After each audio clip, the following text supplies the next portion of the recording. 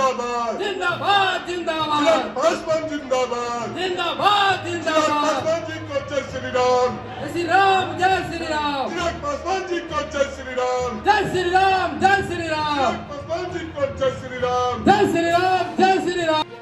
झारखंड विधानसभा चुनाव को लेकर करकिन स्थित नेहरू पार्क के समीप भारतीय जनता पार्टी का विजय संकल्प सभा कार्यक्रम का आयोजन किया गया। कार्यक्रम के मुख्य अतिथि केंद्रीय मंत्री सह लोजपा के राष्ट्रीय अध्यक्ष चिराग पासवान उपस्थित हुए। उन्हें देखने व सुनने काफी संख्या में लोग जुटे थे। कार्यक्रम की अध्यक्षता श्रवण राय व संचालन मानस प्रसून ने की। साथियों,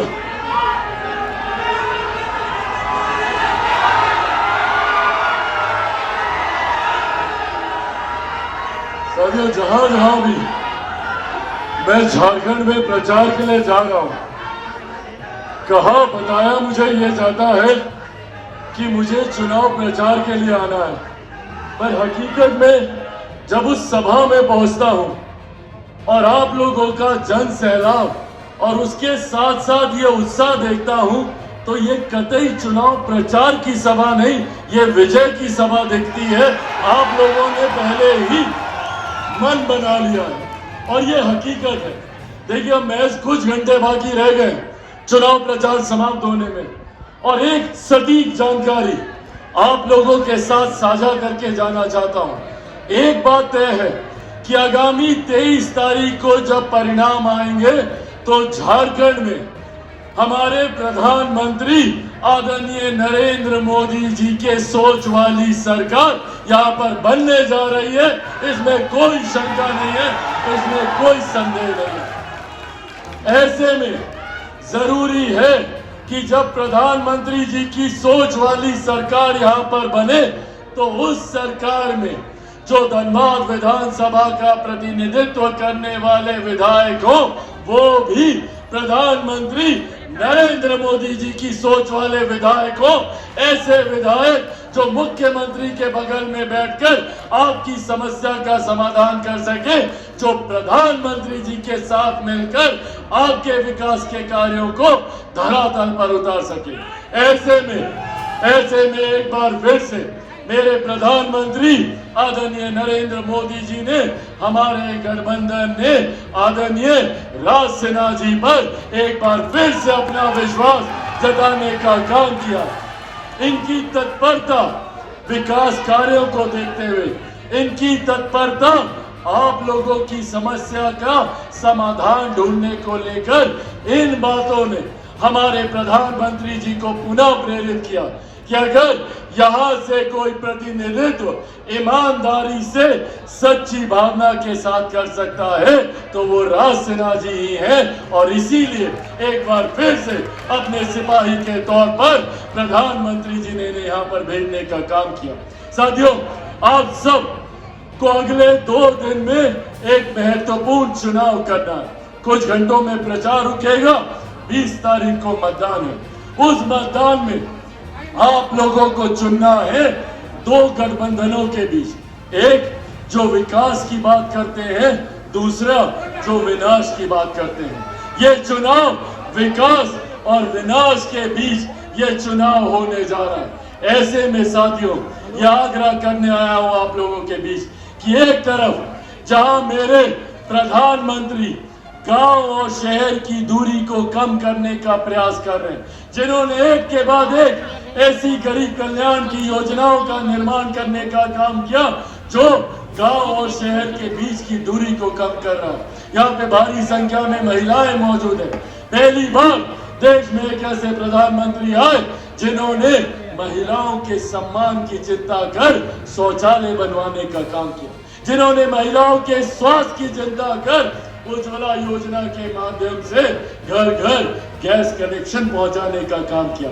आज भी हमारे राज्य में भी, झारखंड में भी अलग अलग योजनाओं के माध्यम से कैसे महिलाओं को मुख्य धारा के साथ जोड़े, इस सोच के साथ हमारे प्रधानमंत्री जी कार्य कर रहे। हमारे प्रधानमंत्री इससे पहले अगर घर पे कभी कोई बीमारी आती थी तो महिलाओं के जेवर बेचने पड़ते थे, घर की जमीन को गिरवी रखवाना पड़ता था, पर आज आयुष्मान के माध्यम से भगवान ना करे अगर घर पे कोई बीमारी आती है तो 5-5 लाख रुपए का मुफ्त इलाज का प्रावधान हमारे प्रधानमंत्री आदरणीय नरेंद्र मोदी जी के माध्यम से आयुष्मान योजना के तहत किया जा चुका है। एक तरफ हमारे प्रधानमंत्री दिन रात गरीब कल्याण की योजनाओं को धरातल पर उतार रहे, परिणाम स्वरूप पिछले 10 सालों में 25 करोड़ से ज्यादा लोग गरीबी रेखा से बाहर निकलकर मुख्य धारा के साथ जुड़ने का काम किया। आज हमारे देश की अर्थव्यवस्था गर्व से हम लोग कहते हैं कि दुनिया की 5वीं सबसे बड़ी अर्थव्यवस्था है, और जब देश की अर्थव्यवस्था मजबूत होती है तो राज्यों का राजस्व बढ़ता है।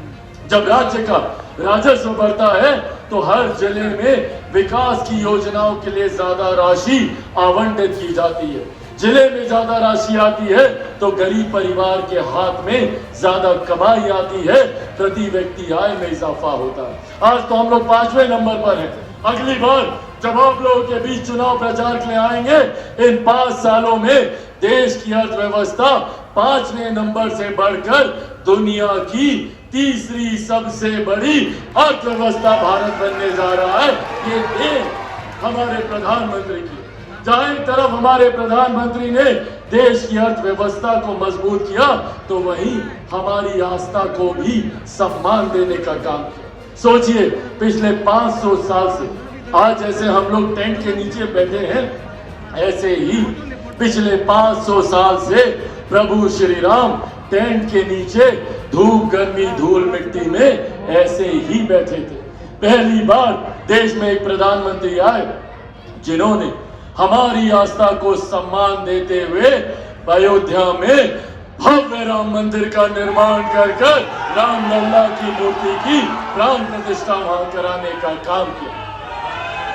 ये सोच है हमारी सरकार की, ये सोच है हमारे प्रधानमंत्री की। आज मुझे गर्व होता है कि देश की नहीं दुनिया की सबसे बड़ी गरीब कल्याण की योजना भारत में चलाई जा रही है, जिसका श्रेय मैं मेरे नेता मेरे पिता आदरणीय रामविलास पासवान जी को भी देता हूं। उस वक्त उस विभाग के वो मंत्री थे जिस वक्त प्रधानमंत्री गरीब जन कल्याण अन्न योजना का निर्माण किया गया, जिसके तहत आज भी भारत में 80 करोड़ लोगों को मुफ्त में अनाज दिया जा रहा है।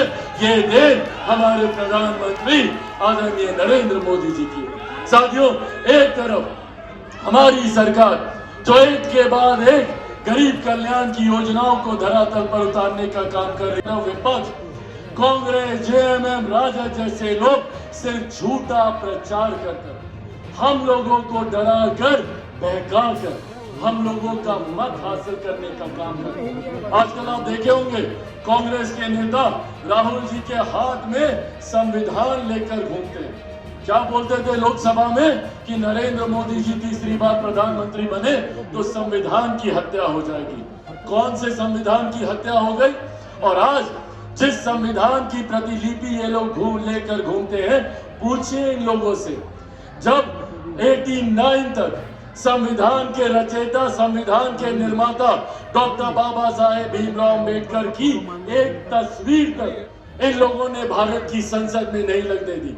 लगातार निरंतरता में आजादी के बाद कांग्रेस की सरकार थी, एक के बाद एक इनके प्रधानमंत्री थे। उस वक्त इन्होंने इसी संविधान के रचयिता बाबा साहेब की तस्वीर भारत की संसद में नहीं लगने दी। और तो और बाबा साहेब के जीते जी उन्हें जिस तरीके से प्रताड़ित किया गया, उन्हें चुनाव तक हरवाने का काम कांग्रेस के नेताओं के द्वारा किया गया। और आज इन लोगों को संविधान की याद आती है, आज इन लोगों को संविधान की चिंता होती है। तब कहा गया था भारत का संविधान जब इन्होंने सन 75 में आपातकाल लगाकर सही मायनों में संविधान की हत्या करने का काम किया था, सही मायनों में लोकतंत्र की हत्या करने का काम किया था। आज ये लोग बात करते हैं आरक्षण की, संविधान की। साथियों, आज आप लोगों के सामने खड़ा होकर मैं चिराग पासवान, मेरे नेता मेरे पिता आदरणीय रामविलास पासवान जी के संघर्षों की कसम खाकर ये वादा आप लोगों से करके जाता हूं कि जब तक चिराग पासवान जिंदा है, जब तक चिराग पासवान जिंदा है, ना आरक्षण को कोई खतरा है, ना संविधान को कोई खतरा है। ये वादा आप लोगों से करके जाता हूं, पर अगर खतरा है तो ऐसे विपक्षी दलों के गठबंधनों से, इन नेताओं से खतरा है। हमारे वर्तमान को खतरा है, हमारे भविष्य को खतरा है। ये लोग आएंगे तो जितनी गरीब कल्याण की योजनाएं हैं सब बंद कर देंगे। ये लोग नहीं चाहते कि कोई गरीब मुख्य धारा के साथ जुड़े। ये लोग नहीं चाहते कि समाज का जो वंचित वर्ग है वो कभी सम्मान के साथ मुख्य धारा में आए। तभी इन्होंने बाबा साहब की तस्वीर को नहीं लगने दिया, जबकि इनके एक ही परिवार के 3-3 नेताओं की तस्वीर भारत की संसद में थी।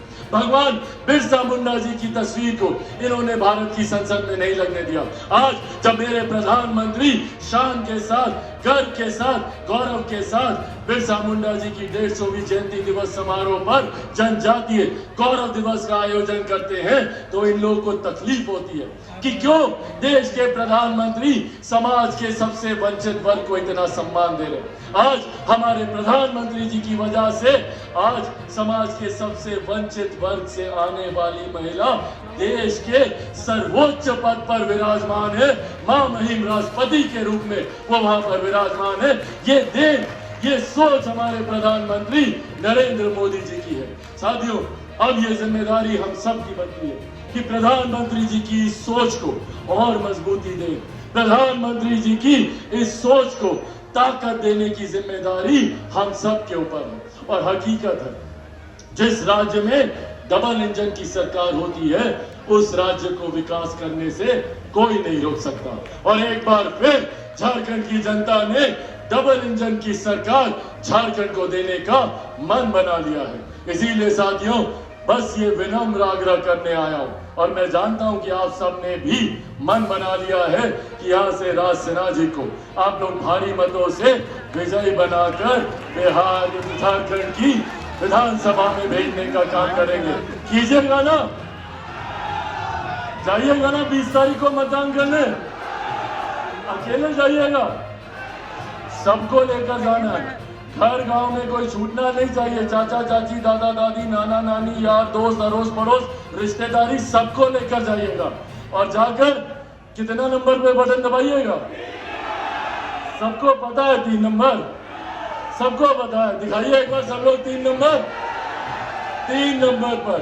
और कौन से छाप पर बटन दबाइएगा? कमल छाप पर। कमल छाप पर जब बटन दबाइएगा तो वो बटन सीधा हमारे प्रधानमंत्री आदरणीय नरेंद्र मोदी जी की झोली में जाएगा, उनको मजबूती देने का काम करेगा।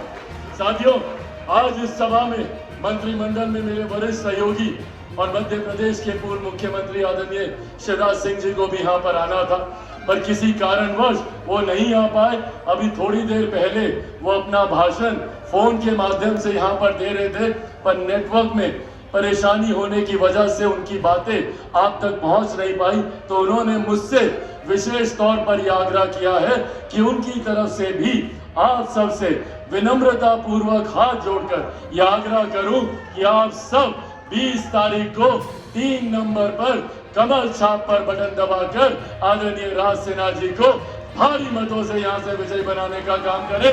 सब लोग का आशीर्वाद है ना? तो एक बार जोरदार ताली बजाकर अपना आशीर्वाद दे दें। बहुत बहुत धन्यवाद साथियों। जय हिंद, जय झारखंड।